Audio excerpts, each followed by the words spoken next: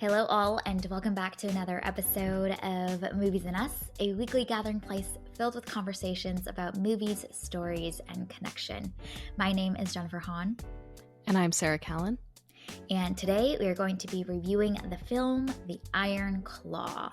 And today we are joined by a very special guest, Michael. You might have heard him on the podcast just a few episodes ago for our Godzilla -1 episode. And he's back to discuss a very different type of movie, The Iron Claw, with us. So Michael, do you want to introduce yourself? Yeah, thanks again for having me on. My name is Michael Burgett. I am the promoter of the Screen Nerds podcast, a babyface in the film podcast territory, and just super excited to dive in with y'all to talk about the Iron Claw. Awesome. Yes, we're excited to dive into this conversation today. So, Sarah, do you want to kick us off with an IMDb summary for the Iron Claw? Sure. The true story of the inseparable Von Erich brothers who made history in the intensely competitive world of professional wrestling in the early 1980s.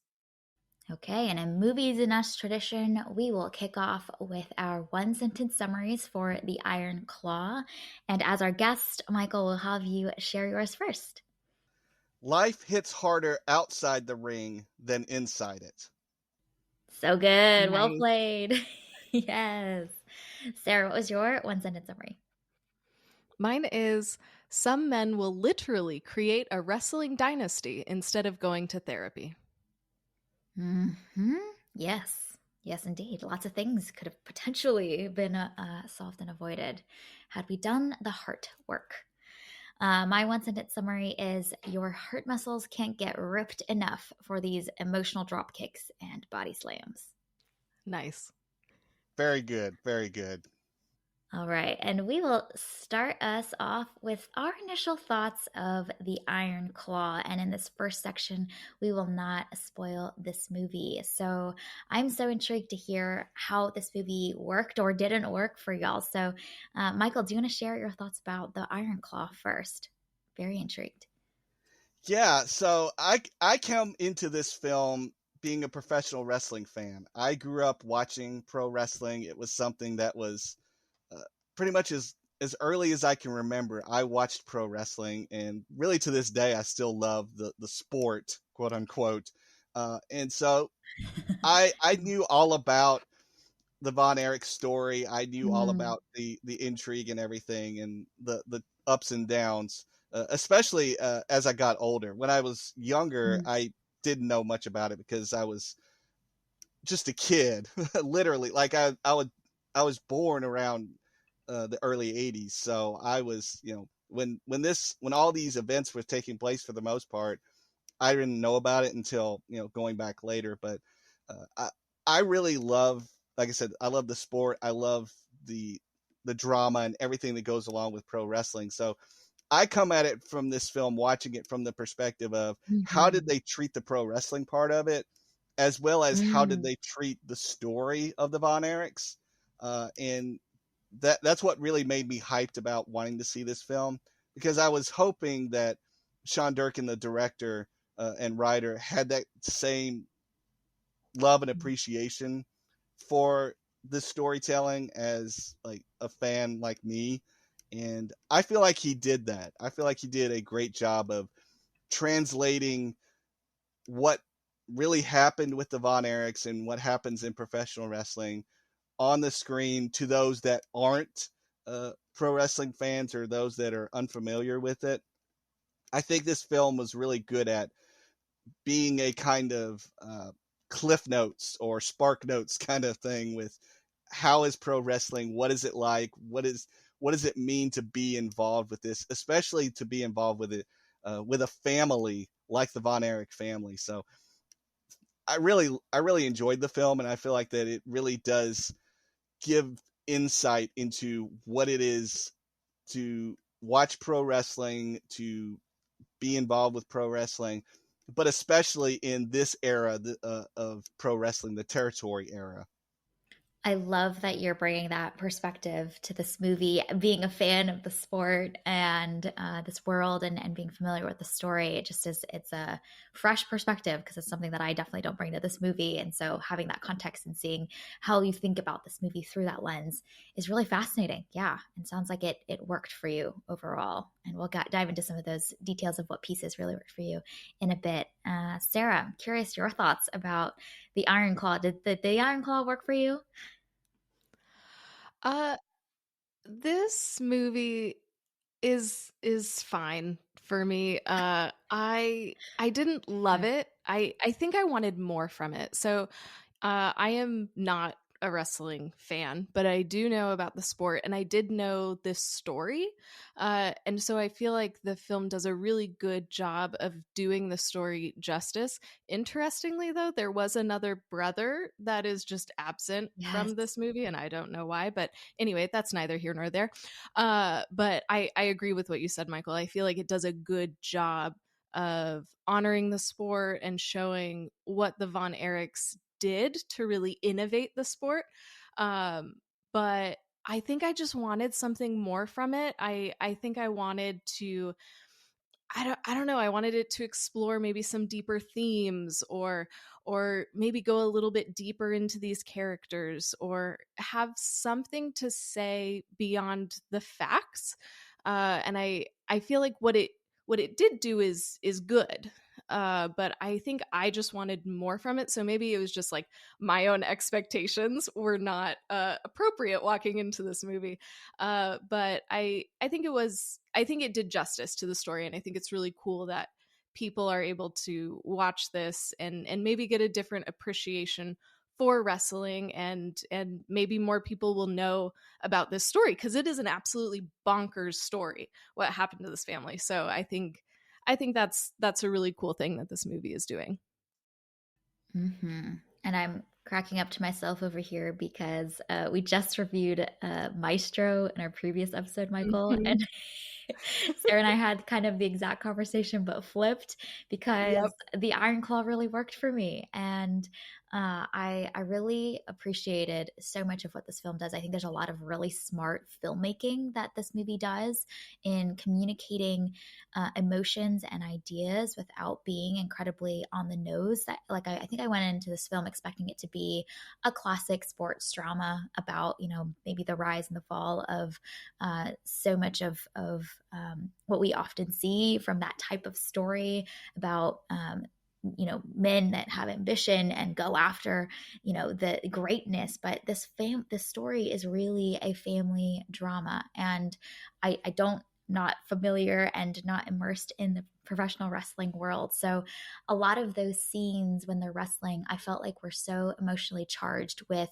the scenes that precede it and the scenes that come after them. And there just felt like so much weight behind those scenes beyond just, you know, the sport itself, but, you know, everything else that's encircling their lives at that moment felt like it was being let out in some way, in different ways, in all those scenes where they're in the ring. So I thought that the way that the movie, you know, wove that emotional thread between the scenes when they're in the ring and the scenes when they're out and everything that's going on with this family was just really, really well done.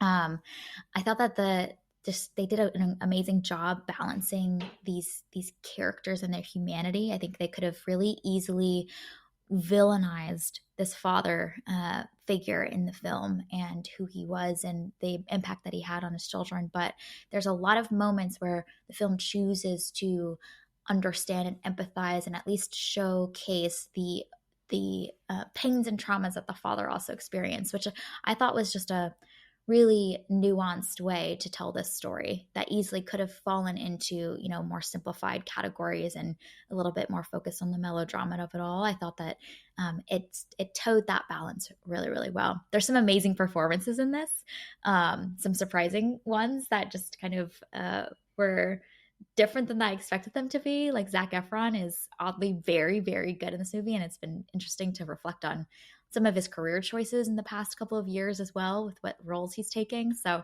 that was fascinating to see. So there's a lot that I really loved in this movie, and I really resonated with it a lot.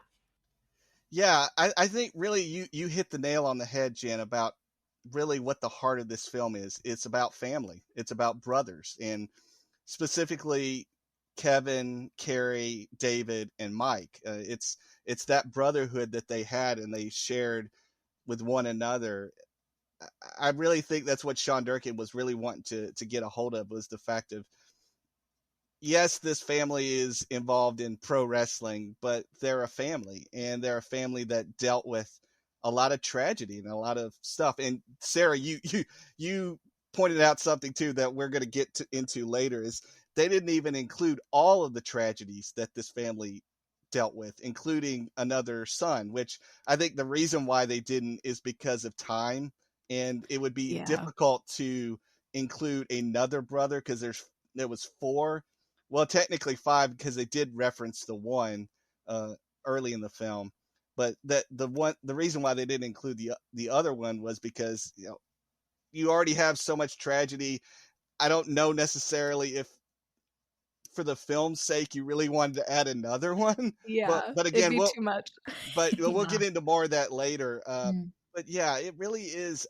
It's a pro wrestling film, yes, but it really at the heart of it is a family film, in the sense of it's about this one family and what they deal with and how they deal with it, and they all deal with it in differing ways, some ways a little bit better than others, but at the heart of it, it really is, how do people deal with tragedy and how they overcome that tragedy, and how they view that in the lens of either it being a uh, something that takes away hope for them, or something that they have hope in spite of it. Yeah, that's so good. That's so good. And I think that's what was compelling and kind of really fascinating to see in this film is the way that these different men respond to tragedy, like you mentioned, and respond to trauma as well. I think they are all under the, twisted value systems and kind of um, belief systems that have been passed down from their father, and how they internalize that and how they choose to either lean into that or begin to heal and replace those lies that have been told over them over and over again as they've grown up is also so much a part of this story. Like, I think what's interesting is that while the story is about like this one nuclear family, I think it's also about this generational that the larger lens of the generational things that get passed down or are redeemed and are beginning to heal for the next generation. And I think you see that with the way that we begin to understand the father and what the father has experienced and maybe what the father has been told from his youth and how he's passing that down to these boys. But then also you see the way that Kevin is beginning to replace those things that he's just been so ingrained with new narratives about who he is, what his identity is, what is meaning for him and purpose for him. And as tragic as this film is, I think we'll get into it when we get into the spoiler section, but there is a hopefulness about the ability for people to begin to heal and begin to redeem, and the ways that we do that in community with each other. Like, I think a lot of the way that he has family and a support system is pivotal to the ways that he is able to experience love beyond this kind of constructed and twisted way that he's always felt like he had to earn it with his father. So there's a lot there that's, in each of these individual men, but then also if you zoom out a little bit, there's actually kind of even a bigger story that I think is at play here, which is really fascinating, or at least that I took away and kind of dwelled on for quite a bit after the movie ended. I love I love your hopefulness. And you're so positive about this. That's wonderful. I disclaimer before I get into this. I have been watching some like cult documentaries. So cults and high control environments are just on my brain. So I anytime like they zoomed in on the family and like with the dad, I was like, oh my gosh, like this is a high control environment. This makes sense why all of these boys are doing all of these things. Cause that was one of the things that I kept wondering all throughout. I'm like, man, like, why can't you just break free? Like, why can't you choose another path? And it's this, they were born into this very, very controlled environment. And even like the mom, I was like, well, why aren't you like standing up for your Mhm. sons? Like, why aren't you Yeah. intervening? And it's because they've all had to like learn how to cope in this really high control environment that's not super healthy. And so I think I definitely like, there is, redemption and all of those things, and there is hope throughout the movie, but I think I I really left thinking about like high control environments and how disastrous they can be, and how, I don't know, they're just, you can see them within seemingly normal families, and so that's just kind of like where my brain went. But I've also been watching cult documentaries, so I think I took a detour that the movie wasn't really wanting me to go down. Yeah. No, I'm right there with you. I had a similar thought during this film when he kept like repeating again and again that manifesto almost, to the boys, and you hear the boys also begin to repeat that to themselves around like being the best, being a form of survival. Like it is propaganda that they've been ingrained with. And so what we see in so many of the tragedies that happen is that they truly felt trapped. Like there was no other option. They could see no other option out of the system that they've, their world view that they've been given. And I think what's also fascinating that the film begins to weave in is how many times Kevin actually sees what is right, and he sees the dangers and the signs, and he notices them, but somehow chooses, in every single one of those moments to kind of ignore. He sees the signs, with David. He sees the signs with Carrie, and he voices them. It's like, hey, maybe you need a rest. Like maybe you shouldn't be in the ring and again after you've lost your foot. But then we'll kind of lean back into this mentality that he's been given. And so you see that inner tension in him, I think, throughout the film. And finally, we see him begin to break out of that. But he's under that turmoil for a lot of this film as well. And it's because there's a wiring that he has from his father that's been so ingrained that he kind of can't reject quite yet.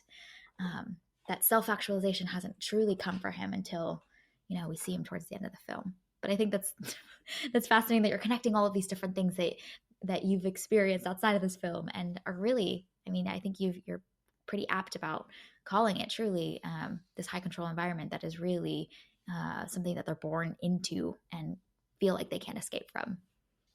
Well, I think part of it is, and it's a funny way of looking at it, but again, with this era of professional wrestling, the territory era, it was a family business. Like all these different territories, they were Mm. owned by different families, and especially once you got into that second generation, third generation, of those territories, that was their quote unquote family business. That was what the family did. Other professions, it was lawyer or professor or mechanic or whatever it was. It's like that was their family business, and the father expected the sons to grow up and take over the family business.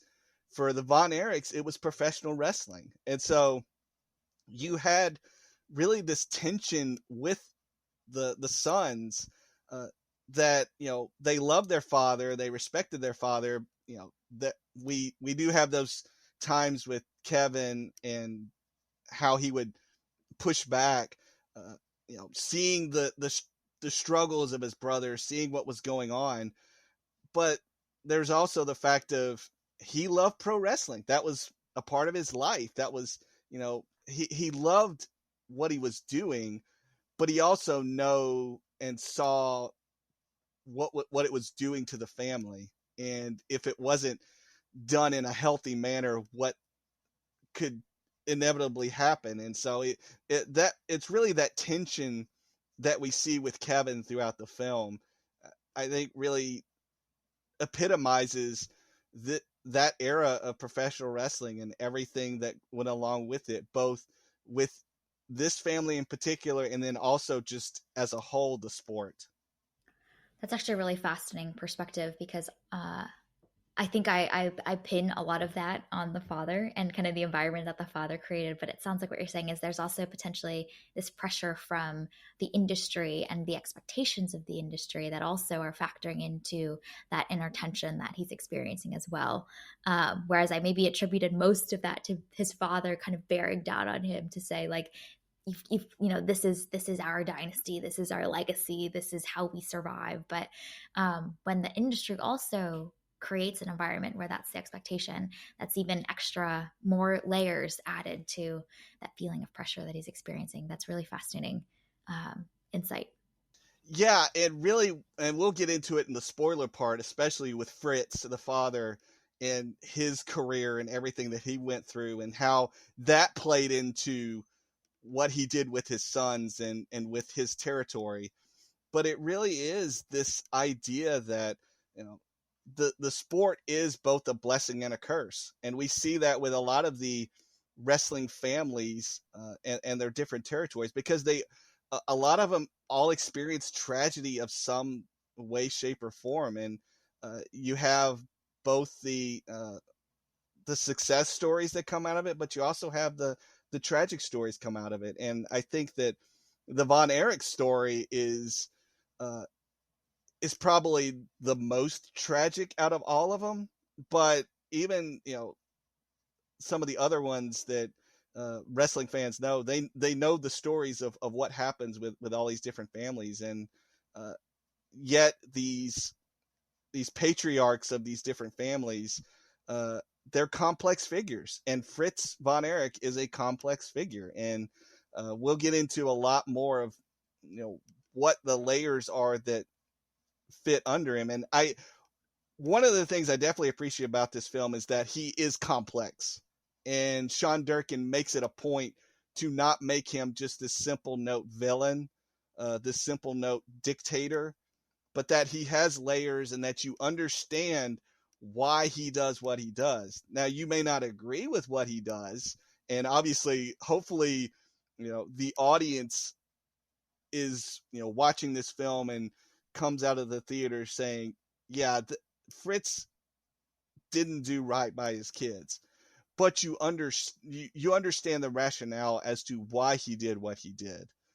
And I think that that's one thing that a good film does with its antagonist, with its villain, is it it makes you understand why the motives are there. Now, hopefully you'll disagree with the motives of the villain if a good film does it right, but you make sure that you understand, okay, it's not just, you know, twirly nose, a twirly mustache villain, you know, doing this thing just because, but that there Mm-hmm. is rationale and reason behind it. And there is reason why Fritz does what he does. Uh, but we also know that there's a better way of doing it. This is the perfect segue to include our spoiler alert because I'm curious and intrigued to hear more of your thoughts about that piece. So, if you haven't seen The Iron Claw yet, it is available out in theaters. We recommend checking it out before continuing to listen to the rest of this episode. So, we have full freedom, full free right now. Would love to dive into a little bit more of your thoughts and perspectives on the portrayal of Fritz and kind of the way that that connects with the backstory for him as well, Michael.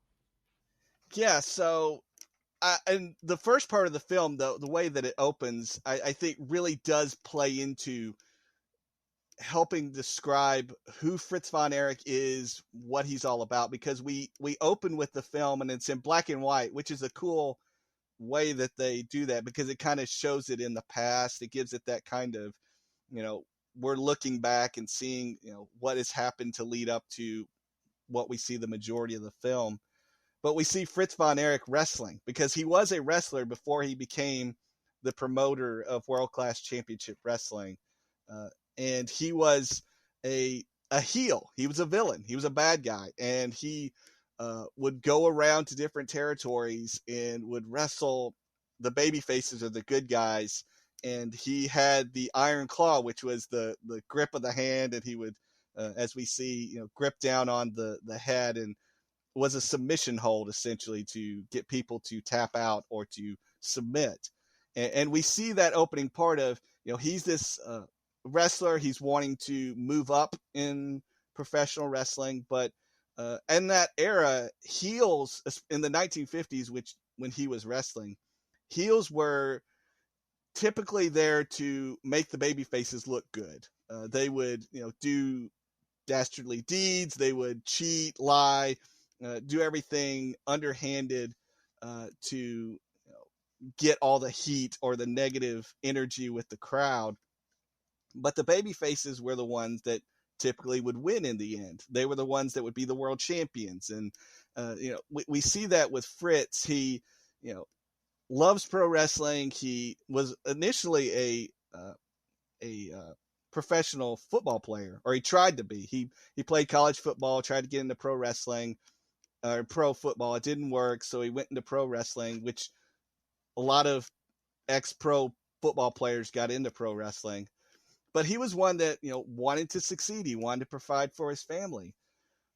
And ironically enough, it's not brought up in the film what type of heel he is, but he's a bad German, quote unquote, which in the 1950s, that was a Nazi. So he was playing a fake Nazi as a professional wrestler because in that era, it was just, a few years removed from World War II.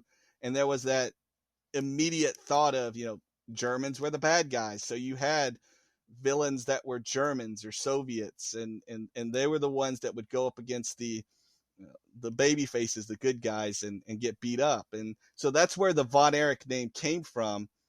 It was also mentioned about the family connection, but it also was he was playing a bad German, and that was his thing. And he kept that name on throughout the rest of his career, but that's where that came into it. But he was one that wanted to be world champion. He mentions that in the car with Doris, is that, I want to be NWA world champion. And that was in that era, the top championship. It was the high watermark for people to say that whoever is the NWA world heavyweight champion, that was who they are. That was their status point. Just like in pro baseball, you want to be a World Series champion, or in pro football, you want to be a Super Bowl champion, or you want to be in tennis, Wimbledon champion. For professional wrestling at that time, the NWA World Championship was that status point, and Fritz wanted that so bad, and he never got it as a wrestler. And so that seeped into, once he became a promoter and his sons got into the sport, he wanted them to be world champion. We see that played out several times throughout the film, how he mentions bringing that title to this family. I couldn't do it myself, but you are going to bring this title. You, David, you, Carrie, you, Kevin. And that was an obsession to him. It was an obsession that more than anything else, it was that status point that he never got, but he wanted his sons to get it. And he wanted to, if he couldn't get it, they're going to get it. And he was going to live vicariously through them. And we see the effects of that throughout the rest of the film, of how what he wasn't able to achieve drove him to the lengths that he went to with his kids for them to get to where they got to. And I think that there's that scene towards the end of the film where Kevin is signing away the sports complex, and the person that's buying it from him says, like, your father tried to intimidate me to not buy it. And there's a line that Kevin says, which I feel like is so encompassing for the things that plagued this family, but especially from the father. And he says, he never stops. My father never stops. And I feel like, Michael, what you just shared is like such a great indicator of that kind of constant forward propulsion of we got to keep going. That it's never enough. There's never enough. Even when they do have wins, there's always the next thing. And there's just this like hunger to keep consuming, to keep earning your way to some sort of safety that is like always elusive for this family. I think it's so fascinating that this film is different to me than a lot of other sports dramas, because a lot of them often focus on being the best as the goal. But this film, with the way that Fritz passes on this mentality to his boys, is around being the best, is about ensuring our safety so that they, whoever they is, can't get to us. They can't take from us anymore. And when winning is positioned as a form of earning some sense of safety, some sense of survival, some sense of comfort, like I think that's a whole nother layer to this ethos and worldview that he's given and that he has for himself. That's just different from just the ambition to be the greatest for the sake of being the greatest and to be on top of the world. There's a kind of slight bend to it that is so much more, I think, dangerous, because there's a sense of desperation that comes with that mentality about being about survival versus just being the best out of true just ambition. There's more to it than that, and that constant, like, he never stops, he keeps going, it's never enough, is so indicative of what happens with each of these boys, which is that they don't have the ability to have the wisdom and the foresight to just rest, or to give time to stop, or to take them out, to take care of them in a way that they need to be, because we got to keep going. We got to keep earning our way towards the ever elusive sense of safety that never comes. And that really plays into this time period. Again, it's this time period of the 1970s, 1980s territory days speaks to a lot of this, because the NWA and the NWA is the National Wrestling Alliance, and it was the governing body of all these different territories. So all these different territories had their own people that worked the local areas, all the different cities, different regions of the country. But the NWA was kind of the governing body of everything, and it was made up of all these different promoters. And Fritz von Erich was a part of the NWA as a whole. And when he was a wrestler, he mentions how they took it away from me, and it was in reference to the governing body, and they were the ones that decided who would be the world champion. And again, it's another thing about pro wrestling is, you can be the greatest, like best, like amateur wrestler or anything like that, but it was these promoters deciding who would be the world champion. And like I said before, whoever was the NWA world champion was the elite person, and this person would travel to all the different territories and work, and would be heavily promoted. They would be the ones that made the most money, and they would be like the celebrity rock stars, because they were the ones that, when they came into your town, they were the ones that generated all the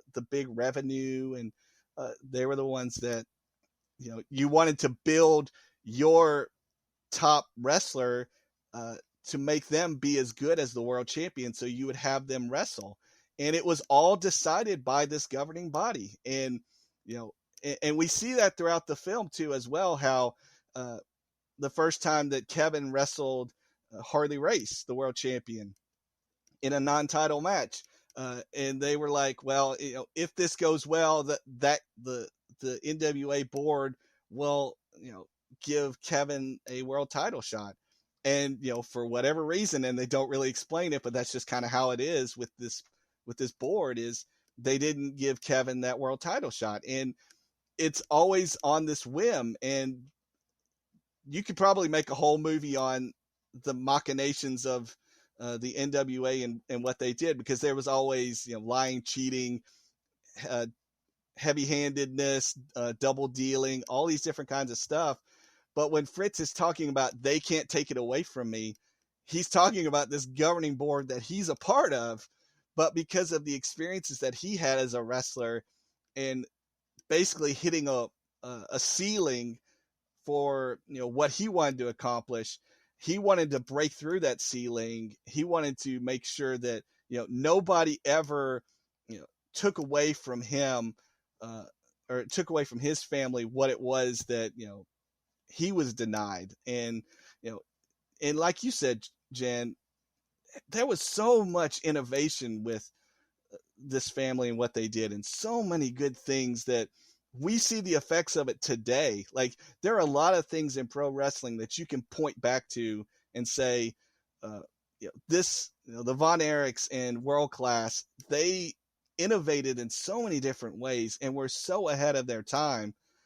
But because of the fact that Fritz was so focused on the NWA World Championship and so focused on, being the guy that, holds this all together, it was an obsession to him. And it was something that kept him from, really seeing anything else. And it really permeated throughout his family. Well, and I love that this film really shows the obviously, like, it shows all of these things that the Von Erichs do, but it also shows how difficult it is on these wrestlers, these athletes, the whole like wrestling is fake, it's not a real sport thing. But then you actually see the real cost that these men are enduring in their bodies. And I think another aspect of this is the financial side of it. And Michael, you know way more about this than I do, but at a certain level, you don't make a lot of money wrestling, and yet you are still incurring all of this damage to your body. And so there is that need to continue to go out into the ring, even if you are not well, because you need to make the money in addition to all of the other things. And so I think that the film does a good job of highlighting that cost that these men are incurring every time they go out into the ring, and every time they push themselves past the limit, for whatever reason they're being driven to that. But there's a really, really real cost associated with this quote unquote fake sport. Yeah, you exactly hit it there, Sarah. It's a cost, and especially in that era, it was only the top athletes, the top guys, that made the money. Like, the undercard, or the ones that were below the main event, they would be scraping by, like, barely making ends meet just to live. But a lot of them wrestled because they loved it and they wanted to be a part of it. And the problem with that is that in order to make enough money to really sustain yourself, you had to be on the road like 300 days out of the year. Like, there were times when they would miss holidays because some of the biggest money making events were on the holidays, whether it was Thanksgiving or Christmas or 4th of July or whatever it was. Those holidays were sometimes some of the biggest money making draws. And so they had to sacrifice being away from their family, and they were, sacrificing their bodies for this, because, we see in this film, in that era, there wasn't the crash pads that are around the ring that you see, especially, with, WWF, WWE, or AEW today. Back then it was plain concrete, and you had people that would, do suplexes or do slams out on that concrete. And that's not even to say inside the ring, because the rings themselves aren't padded, and you just have a canvas over essentially what's a wooden frame for the mat. And taking bumps on that over and over again, it does damage to your body.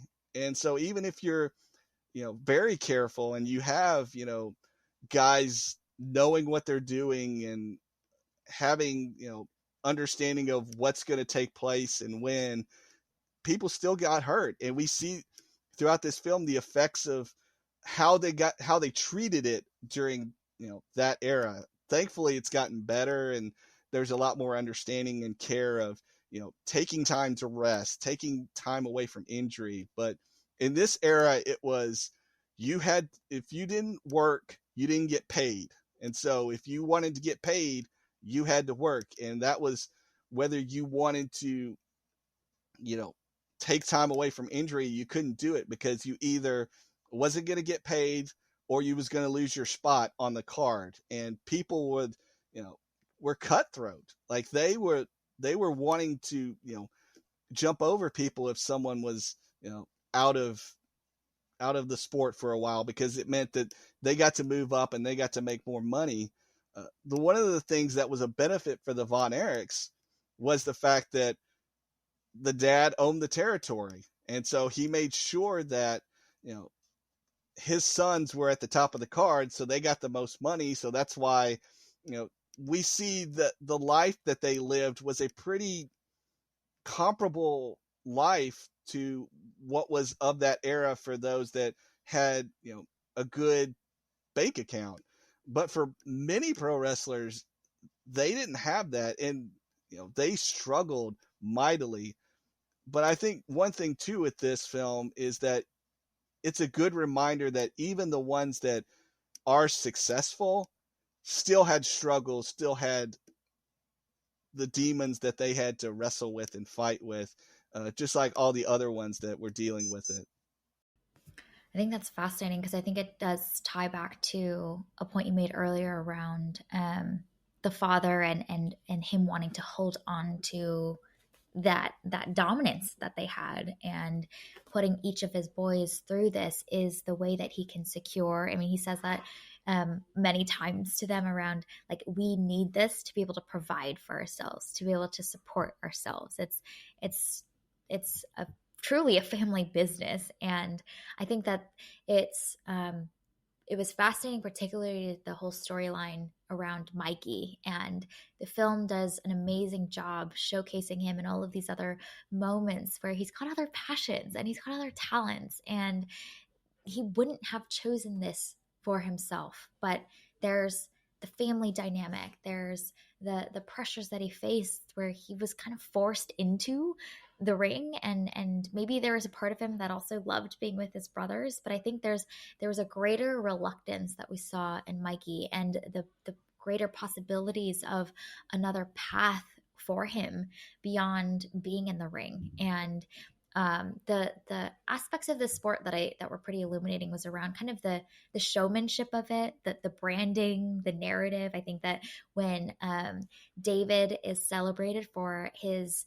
charisma and his ability to kind of be that storyteller on the mic was really fascinating to him, and that being something that propelled him forward past Kevin, even on having a better chance, and that being a big part of the sport is that branding and this being a family business. There's a couple fights. Again, I also defer to you, Michael, and a lot of this you probably know a lot more, but there's some of those fights where it's brothers against another pair, or three of them against another trio, and that being part of kind of the narrative that I'm sure Mikey also felt the pressures of being a part of, and telling that story with his brothers that like he might not actually have chosen. But there's even that other added pressure of this being part of the business and the need for him to join.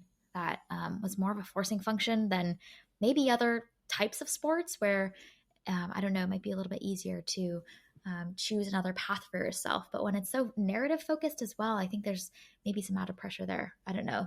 You tell us, Michael, does that track with the kind of the branding and showmanship part of the sport? Yeah, it does. Like, it really, when you got into this era, the early 80s, you're starting to get into the WWF, World Wrestling Federation, what's known now as the WWE. They were starting to really become mainstream and become, the rock and wrestling thing with Cyndi Lauper and Mr. T and all that stuff. And so there really was that branding of sports entertainment, really of that showmanship. But showmanship in that idea really goes back even further in the past. That you always wanted someone who could talk on the mic as well as do the action in the ring. And that was something that out of the Von Erich family, David was the one that was the best talker. He was the one with the best promo. He was the one that, could get people to come into the, come fill the sportatorium on Saturday nights by talking them into the ring, because he he had that gift of gab. He had that charisma, that it factor. And out of the brothers, he was that one that really had that more so than Kevin. Kevin was the one that was probably the most athletic. And we see that with him, all his jumping off the top rope, which was something that in that era was rare. Like you rarely saw people leave their feet, Mm. especially coming off the top rope like that. Mm. If Kevin was, transplanted into 2023, he would probably be a superstar. Like he would be Wow. someone who, because just in this generation now, there's so much showmanship and flying and aerials and everything like that, and you don't necessarily need to talk. Like you still have your your promo guys, your promo gals who can talk and do that, but it's not a requirement. But in this era, talking was something that was really necessary if you wanted to be the world champion. And we saw that in the different promos that were played throughout the film from some of the different wrestlers that came in, and also as well from David and some of the different promos that he cut. It was, you needed to be as much a entertainer as you were a wrestler, and David really was that of the family. And I think Fritz saw initially that Kevin was going to be his guy just because of his athleticism. But once when David really took hold of the mic and really started to flourish in that aspect, then we really got to see Fritz make that turn to, no, David's the one. David's going to be the one that is the savior of the family in saving us from this evil of the NWA not giving us that opportunity. But with David, we're going to have that opportunity now, and we're going to have the world championship. And I think you can really see that, Sean Durkin really loves wrestling, because you see all of those things all throughout the movie, and you see that these athletes, these performers, whatever you want to call them, these wrestlers, they are so much more than just, I don't know, beating each other up in a ring. There's so much more to it than that. And you can see those moments when they have to promote and use all of those social skills, or you see those moments when they're choreographing what they're going to do, and they're talking with the other wrestlers to make sure that it's an entertaining match for everyone, but they're all still safe. And you can see that mutual trust with each other, and you can see the performances. And so I like that this movie shows off all of those skills, and really shows that, I don't, even though it's staged or choreographed, there's still a lot of skill that goes into that, and I feel like the movie does a really good job of highlighting all of that. Yeah, and that really, a lot of that kudos goes to Chavo Guerrero, who is a part of a wrestling family, the Guerrero family. He was the stunt coordinator, the wrestling coordinator. He's the one that got Zac Efron, Jeremy Allen White, Harris Dickinson, really got them up to speed on the whole wrestling aspect of it, and got them trained up so that they were able to do what they did in the ring. And that was something that really impressed me, was the fact that he was able to get them looking like they were very competent and very capable in the ring, and working well with other pro wrestlers, because a lot of the wrestlers that were uh, used in this film as like secondary characters, like Harley Race, like Ric Flair, like Gino Hernandez and Bruiser Brody, and those are all wrestlers. Like that's their job. And so they came in, and them along with Chavo Guerrero helping the actors get coordinated and get in sync really gave that element of realism to what was going on, because they, if you just showed people the film and didn't say, the Von Erichs that are there aren't wrestlers, you would be surprised. Like, the person would be surprised because they do a great job with what they did. And I think a lot of that goes to Chavo. And Chavo's one that, he has worked on Glow, the TV series for Netflix. He's worked on Young Rock, the TV show about Dwayne Johnson's early life. So he's been in Hollywood now for a while, helping Hollywood productions do professional wrestling right.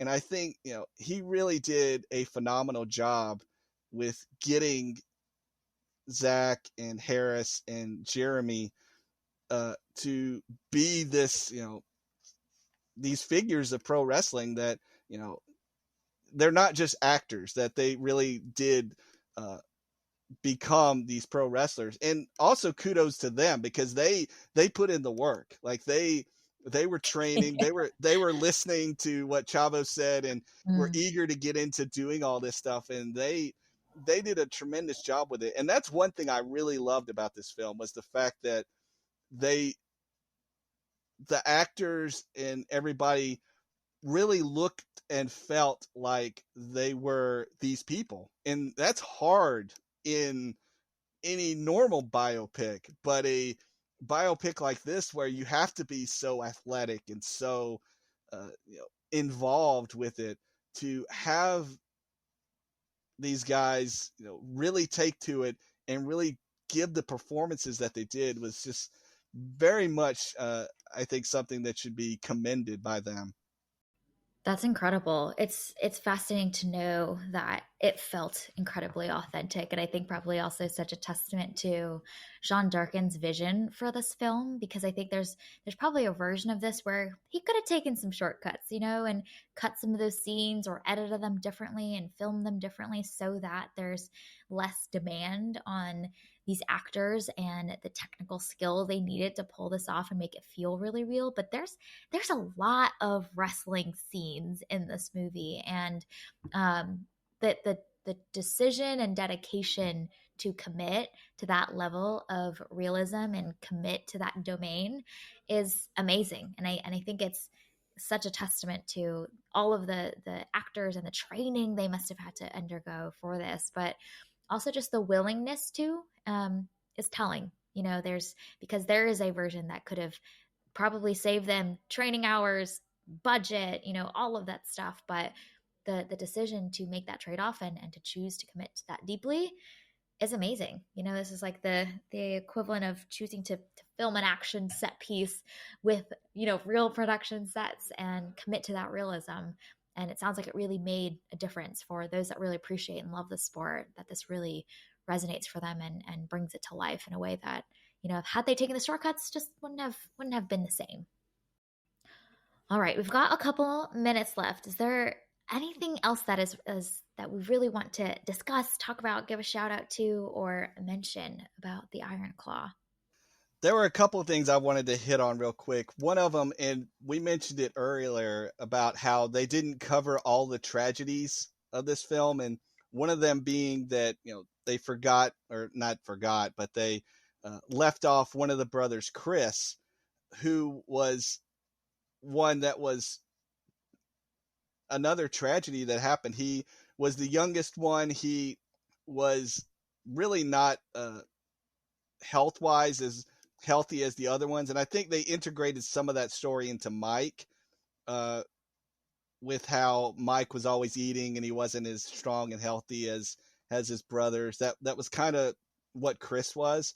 But Chris committed suicide as well, and that was another tragedy that happened that wasn't brought up, as well as the fact that Fritz von Erich himself faked a heart attack at one point as a storyline for trying to garner sympathy, garner ratings, and everything like that. And that was another thing that really was the turning point for the downturn of what happened with the promotion, because we saw the effects of the downturn, and it's not really expressed on screen. It's just kind of like we see one shot where the sportatorium isn't as full, and it's not really kind of addressed as to why there was this downturn. Part of it was the deaths of David and and Mike, but also too it was this Fritz von Erich faking his heart attack. There was also this fake von Erich, Lance von Erich, which we see in the film for just a split second, but there's no explanation as to who he was or anything like that. Uh, the only way that you would know that it was a fake Von Erich in watching the film is if you know the actor who played him, who's also a professional wrestler, Maxwell Jacob Freeman. If you knew that he was, playing in the film, then you know it was that character. But otherwise, you wouldn't have known it. That was another part of it that was a tragedy that, as far as like leading to the downturn, as well as all the divorces that happened in the family. Like we mentioned about, we see the marriage of Kevin and Pam, which that was a good relationship and a good steady rock point of the film that really I was glad was there, because it really showed kind of again that hope in the midst of all the tragedy. But the other brothers were married as well. We had Carrie got married and divorced. We had David got married and divorced. It's implied, I think, at the end of the film about Fritz and Doris and their relationship, but they got divorced.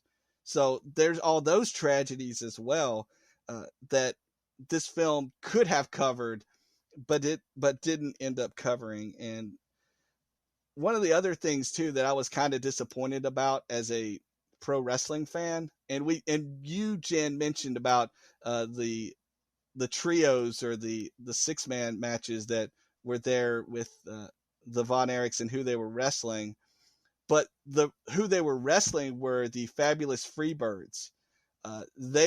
That rivalry, the Von Erichs and the Freebirds, was one of the biggest rivalries in professional wrestling.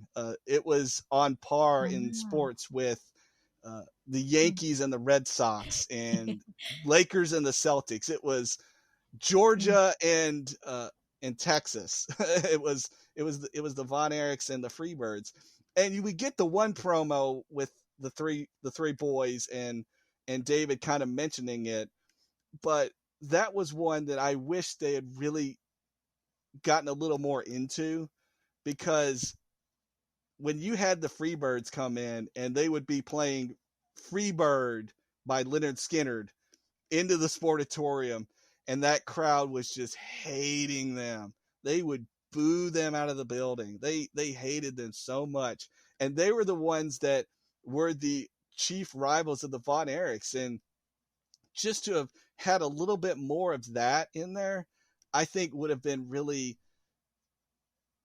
really more enlightening as to what made the Von Erichs so big of rock stars in Texas and in Dallas. Was because of that feud with the Freebirds. And we had almost just like a taste of it, but it would have been cool if there had been just a little bit more of that. And I kind of wish too they had talked a little more about Carrie. Like Carrie out of the three brothers is the one that got kind of the short end of the stick, and I get it because the film really centers around Kevin as the one who lived, as the one who was the one that survived, and his story arc is tremendous. But I kind of wish there would have been a little bit more with Carrie, because Carrie was the one that I knew as a kid growing up, because he went to the World Wrestling Federation, and we saw that a little bit of that when in the footage where we see the kids watching the TV and he's winning the Intercontinental Championship. That was how I got introduced to the Von Erichs, was by Carrie. And Carrie's story is tragic, and we got into it with all the drugs and the motorcycle accident, which, by the way, as a kid, there was always the rumor and innuendo about whether Carrie actually had his foot amputated, because for the longest time it was always a rumor and a myth. Like nobody knew outside of the family that it was that's what it was. And so in wrestling circles, people would be talking about whether Mm. did he actually get his foot amputated? Is he does he have a prosthetic, whatever it was, because nobody ever saw him without the boot. Like people, there were stuff and stories and rumors about how other wrestlers would walk into the shower and see Kerry Von Erich taking a shower with his boots still on, because he didn't want to give away the fact that he didn't, have a foot anymore. And so uh, his story is, it's very tragic. And I feel like out of all of it, I wish they had touched on it a little bit more. But I appreciate Jeremy Allen White's performance of it, because he doesn't have Yes. as much to Good. work with as the others, but for what he does, I think he does a great job with it. Yeah, I had the same thought. I wanted to see more of Carrie, and I think in some ways he is such an interesting character to me. And then Jeremy Allen White gives a phenomenal performance. For me, he was the standout in this movie. For me, he even like overshadowed Zac Efron's performance. But I just thought it was so fascinating that like the way that Carrie is positioned in this film, because you hear him mentioned, but you don't see him for the longest time. And then, his hopes of being an Olympian, and then that's dashed. So then he comes back and then goes into this world of wrestling, and then everything that happens from there. Like, he's so interesting. But like you said, there's so many characters in this movie. You have to focus on certain people, so I get why he wasn't in it as much, but he was the one that I was the most interested in. And it's insane to me that the man is still out there doing all of that and fooling so many people too with what he's able to do. There's a moment where Kevin says to him, like, it's all right, like you can't tell that you've got the boot on and everything. And I'm just like, get this man out of the ring, please. Like, that's insane what he's able to do. But also, I think it makes it a lot more understandable with his addiction, how much he has to medicate to just survive and how much pain that must have been for him. And so when he, everything that unfolds afterwards, man, he was doing superhuman things, and the ability for a human body to do that has got to be relying on something. So one thing that I wanted to shout out with this movie is just the amount of restraint and intentional restraint it chooses to have in some of those emotional moments. I think there's a version of this film that probably would lean much more heavily into melodrama and into the emotions of it. And oddly, the way that the cinematography choices are made in this film and the dialogue is constructed, I think creates, it's just smart filmmaking. There's actually sometimes a sense of distance that actually heightens the emotion. So, when they discover, when Mikey passes and they discover his body, the camera is very wide and very far away, and you just begin to see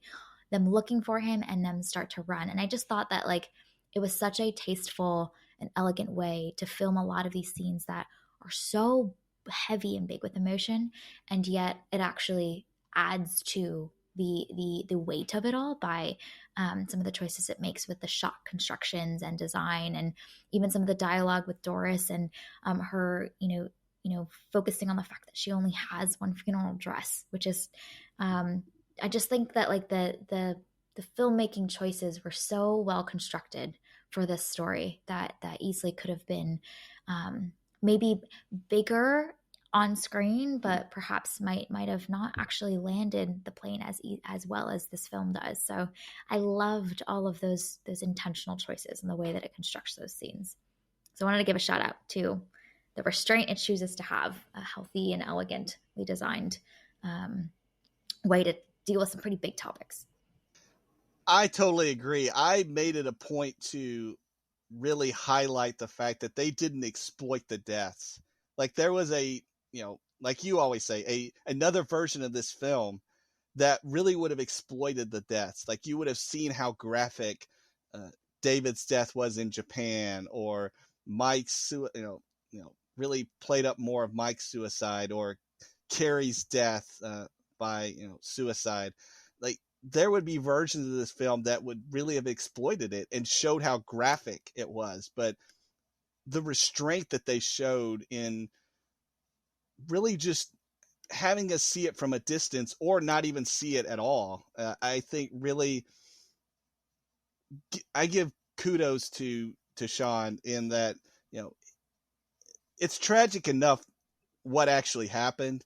You didn't need to exploit it in a graphic nature of doing that. And so I was very much appreciative of that from him. And one more thing that I really wanted to highlight from this film, and we've mentioned it kind of throughout the film, is the fact of hope in the midst of tragedy, especially the ending with Kevin there, with his family, with his sons Ross and Marshall, and how Kevin has that break moment of just crying. And early in the film it's like, you don't cry, men don't cry, and Ross and Marshall are sitting there on Kevin's lap, and Kevin's like crying, and they're like, the boys are like, why are you crying? And Kevin explains kind of what he's feeling like and how he doesn't have a brother anymore, or he's not a brother anymore. And Marshall and Ross say, well, we'll be your brother's dad. And you have this heartwarming moment of, Kevin coming to grips with the loss, but seeing the hope with his family, with his kids, and especially knowing what happens with them. And you see a picture of it there at the end when they're having like the epilogue, where you see the whole family together with all the kids, because again, they're Kevin and Pam have 4 kids. So they had 2 daughters as well as 2 sons, and they have all these grandchildren and everything. And ironically enough, Kevin's sons, Marshall and Ross, are pro wrestlers. Like, they got into the sport too. So even with all the tragedy that has befelled the family involved with pro wrestling, they still love pro wrestling and they're involved with it. And even a couple of weeks ago on national TV on All Elite Wrestling, AEW, Kevin and Marshall and Ross were on TV and they were being celebrated. And it shows that there was hope in the midst of all the tragedy and all the loss that took place, that there was good that came out of it. And you have a family that loves one another, cares about one another, still has that strong bond, but they also have this love for professional wrestling still. And even though professional wrestling took so much away from them, it gave so much as well. And so you have this love endure. And really, I love the fact that the hope is the thing that endured throughout the film, and how it was portrayed through Kevin and Pam and Marshall and Ross. And so that's why I really love this film and really enjoy it. And I really want people to see this film, not just as a pro wrestling fan, but as a film fan. That was so well said. Oh my gosh, mic drop moment right there. That was so well said. Yeah, because there's a lot for both parties, and for someone that loves both, it sounds like this really was a double whammy slam dunk for you. Any other last thoughts before we wrap up? Do we hit it all? No, I think just shout out to Pam. Like, it's Yeah. a beautiful scene. Like, that scene is one of the best of the film. But the whole time I was just going, wow, these are some really emotionally in tune children that clearly did not get this from Kevin. So Pam, you are doing some work and it is paying off. Way to go, ma'am. So just impressive. Shout out to Pam. Shout out to Pam. Yes.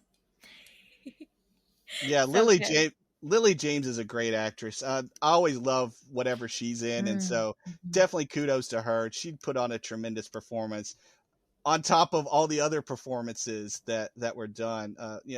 We mentioned about Fritz. Holt McElhaney he is Fritz von Erich. Like, he just comes across so brilliantly, and had to make sure that he got his flowers for his performance, because it's hard to play such a complex character like that. And he had the look, he had the feel, he had everything with it. So shout out to him as well. Just phenomenal cast, phenomenal performances, and again, just a film that I hope people go and see. Yes, absolutely. Yeah. So this is our review and discussion of The Iron Claw. You can find it available out in theaters. And as Michael said, go out and see this movie and definitely let us know what you think about it as well. It's definitely one worth experiencing. Thank you for listening to this week's episode of Movies and Us. And thank you so much, Michael, for joining us. Just so much knowledge and perspective that you have being a fan of this sport and this world, and also a film fan. Just that perfect blend of so many things together. Really, really rich perspective. So where can people find more of you and your work on the internet, Michael?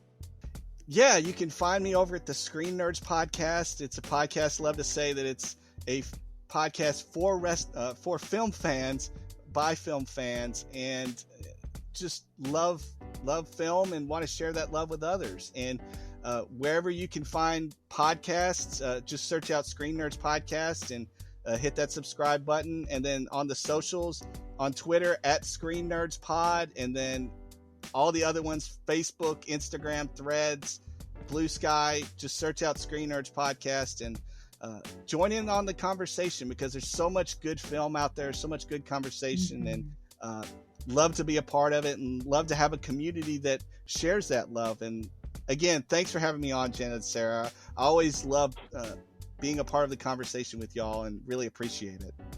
Yeah, we love it as well. And we'll definitely include ways that you can connect with Michael and follow some of his work in our show notes. So definitely check him out.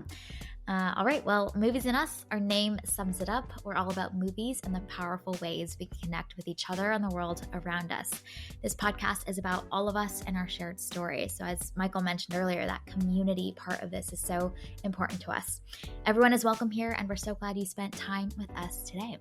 You can subscribe to this podcast on Spotify, Apple Podcasts, Google Podcasts, or wherever you tune into your favorite shows. Drop us a rating and review, letting us know your thoughts about The Iron Claw. You can connect with us on Instagram and Twitter at moviesandUsPod, or you can email us at moviesanduspod@gmail.com. We will be back next week to discuss the film Ferrari. We hope you have an amazing week, and we'll see you very soon.